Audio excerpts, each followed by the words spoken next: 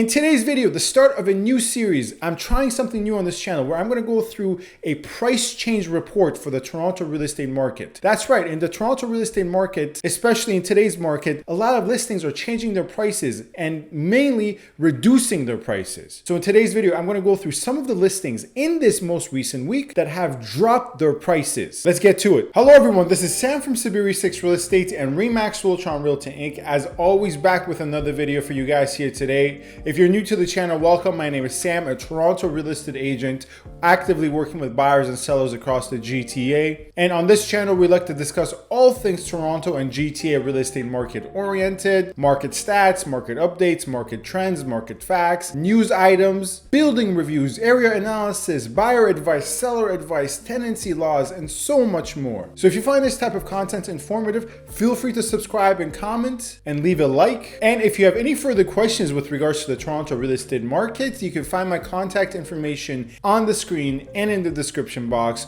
Feel free to get in touch with me, send an email with your questions. In today's video, as I said off the bat, we're trying something new. We're doing a Toronto real estate market price change report, and maybe in future editions, I'm going to expand this to be a Toronto real estate market price report, where not only do I go through price changes, but what has sold in given price points. But in this first edition, we are just going to stick to the price changes.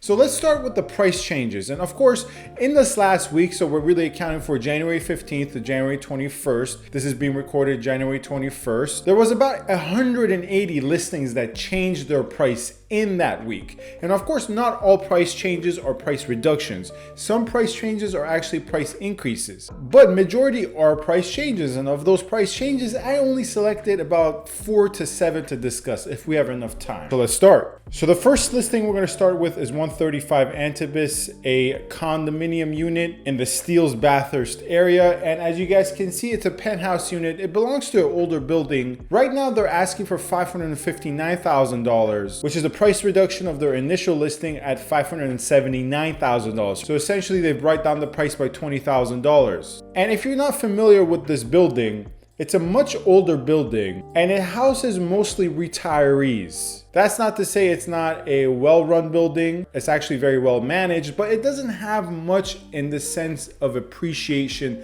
upside. Now, as we go through the pictures here of the interior of the unit, as you can see, for $559,000, what they've come down to, you can never expect this in a much newer building. Clearly, there has been some major work done inside of the unit. It has clearly been renovated. But once again, the target demographic of these Antibes buildings, because it's not just 135, there's other Antibes buildings as well. It is a cluster of buildings in the Bathurst and Steeles area to Bathurst and Finch area. The target demographic are older individuals or individuals who don't really care about appreciation upside whatsoever. And actually, 135 Antibes is one of the Antibes buildings that has the least amount of maintenance per square foot, because other ones, their maintenance per square foot is around $1 to $1.10. Another listing that just recently dropped its price, this time it's in the downtown area, in the downtown core, 42 Charles Street East, which is a very in-demand building, or was. There's some more context to be provided about this building, but quickly put, we see this 1-bedroom, 1-washroom unit currently asking for $625,000 on the 28th floor. Well, previously, this listing was asking for $651,000. So another price drop of around $25,000 to $26,000. Now, 42 Charles and 45 Charles are sister buildings, as you guys can see from these pictures, and they're really in-demand buildings. It does have a high tenant base, but the tenant base typically tends to be more wealthy international students or tenants who are working professionals and work within the financial district. Furthermore, this building does have a lot of large amenities, such as its huge gym, its sauna room, its pool, and it's very much so prime location. And as we will see from the unit, it's definitely on the smaller side. I mean, at first glance, it appears to be a studio, but it's actually not. It's a 1-bedroom. Nonetheless, as we go through some of the pictures and look at the exposure here, it actually does have a pretty nice balcony in terms of its size. And here we see the pool. Overall, on the building itself has experienced a little bit of a downturn in recent years. And the downturn is primarily due to the fact that the builder of this project project of 42 Charles Street and the sister building has experienced some difficulty in terms of financial difficulty in recent years. And as a result, there has been some unfinished work that the builder was supposed to complete according to the original work plans. And right now the dispute is who's going to pay for that work to finish. Is it going to be the builder that is in financial trouble or the condominium corporation? In which case the condominium corporation would have to take on the brunt of the costs and fees. And all of this is made clear on the status of certificate. And I'm not going to draw a direct link of causation from that to this particular listing overall. All I'm saying is to establish further and broader context with regards to this building, its status of certificate right now is not the cleanliest. Another price drop in the last week was this unit in 1 Grandview, penthouse number 1 in 1 Grandview, which is a 2+1 3 washroom, 2,000 plus square feet penthouse. And it was originally asking for $2,598,000. Now it's reduced its price all the way down to $2,498,000. And in today's market, luxury listings, especially luxury condominium listings, I think will struggle a bit more than other listing types. But as we open up the pictures, there's no doubt it is a absolutely beautiful unit. At least I find it beautiful. Look at the ceiling to wall windows here, which is very, very key. It's clearly a corner unit, obviously, being it's a penthouse and it's 2,000 square feet plus. You got a legitimate sizable kitchen. And the building itself is a very new building, right? It only finished construction within the last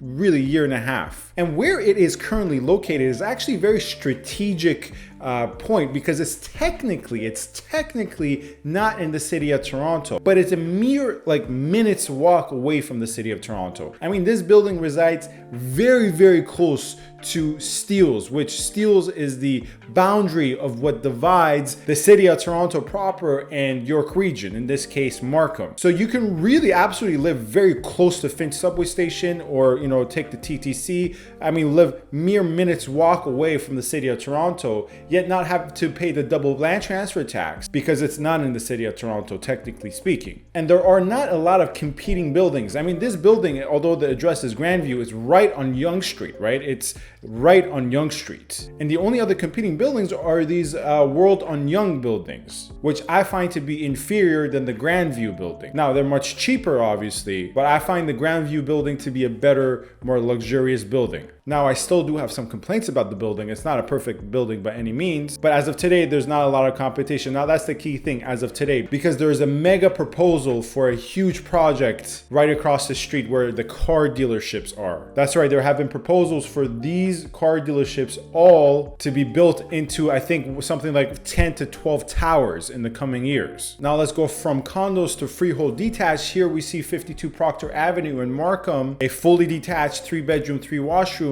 reducing its price down to $3,499,000 from its initial asking price of $3,890,000. So essentially a $400,000 price reduction. And keep in mind, it's not for bidding, right? It's not as if they're reducing the price substantially to induce a bidding war to get back to 3.89. No, in this case, they've reduced the price $400,000. Now, off the bat, and we'll take a look at the pictures to confirm this, but this looks like a renovation. It looks like a flip. Normally, when the listing mentions as is, where is, they're pretty much off the bat saying, look, we do not make any representations or warranties with regards to the property. Buyer agrees to take it on in its current condition. And often, not all the times, but often this does mean that the property is pretty beat up. Now let's take a look at the picture. And from the outside, we obviously see that, it might not be in good condition. There is a potential that this property has not been maintained in a long time. Although, the lot looks beautiful, it does look on the older side. And since there are no images of the inside, that is also another red flag that typically indicates that the inside is pretty beat up. So the target demographic for this type of property are 3 main target demographics. Builders